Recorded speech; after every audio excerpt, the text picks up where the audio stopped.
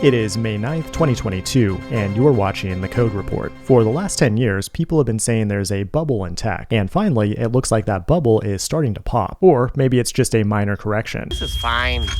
I'm okay with the events that are unfolding currently. Nobody really knows. Let's take a look at some of the bad news that has been piling up over the last few months and find out what it means for developers, tech workers, and startup founders. In a video about a year ago, I pointed out how companies like Snowflake and Shopify were absurdly overvalued. As of today, Shopify is down over 75%, and they're not the only one. Virtually every high-flying tech stock that IPO'd over the last 5 years is down anywhere from 50 to 90%. The common theme around these companies is that they don't actually make any money. They may have a lot of revenue growth, but don't actually turn a profit, and that means they need money to burn through to survive. Unfortunately, the transitory inflation wasn't actually transitory, and now the Federal Reserve has had to turn the easy money spigot off. In addition, many of these companies exploded during the pandemic, and now growth is hitting a wall because pandemic mode has been turned off.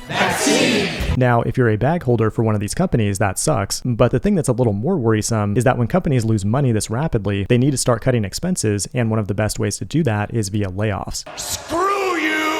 You're fired! Last week, we saw high-profile companies like Robinhood and Workrise implement layoffs, and Meta, aka Facebook, implemented a hiring freeze. That's not a good sign for a company that wants to put us all in the metaverse. Now, the big picture as of today still looks very strong, but the dynamic seems to be rapidly changing. It could stop right here, but it could also get a lot worse, and I think we should all be aware of that possibility. Now, you might think the answer to this is Bitcoin and crypto. Bitcoin has also crashed 50% in the last 6 months, and like I predicted in my Web3 video, this decline has gone hand in hand with a decline in hype for Web3 and NFTs. These may be amazing revolutionary technologies long term, but it's a lot harder to have fun when everybody's losing money. Now, another group of people affected are the startup founders, especially those who depend on venture capital. Many people have called out the whole VC system as a giant Ponzi scheme, made possible by easy money. Investor sentiment is way down, valuations are going down, and less capital is being deployed. In all likelihood, this means you'll have a harder time securing funding in the near future, and companies that have already been funded will likely need to cut cost and increase growth if they want to see additional funding in the future. And zombie companies that have no path to profitability will probably not survive very much longer. The days of companies like Fast, which had $60,000 in annual recurring revenue and 500 employees, are over. Fast didn't become profitable fast enough and was discontinued in April. The last time things looked this bad was early 2020, but that time the central banks were able to print trillions upon trillions of dollars. The rich got way richer, and we got the leftover crumbs in the form of stimmies, which we're now paying for many times over in the form of inflation. Now, I realize this video sounds very pessimistic, but just remember that things could always get a lot worse. Like they could start World War III at any moment and draft us all into the front lines. Until that happens though, I will continue to learn to code and try to create value for other people, because often the best opportunities emerge out of downturns like this. This has been The Code Report. Thanks for watching, and I will see you in the next one.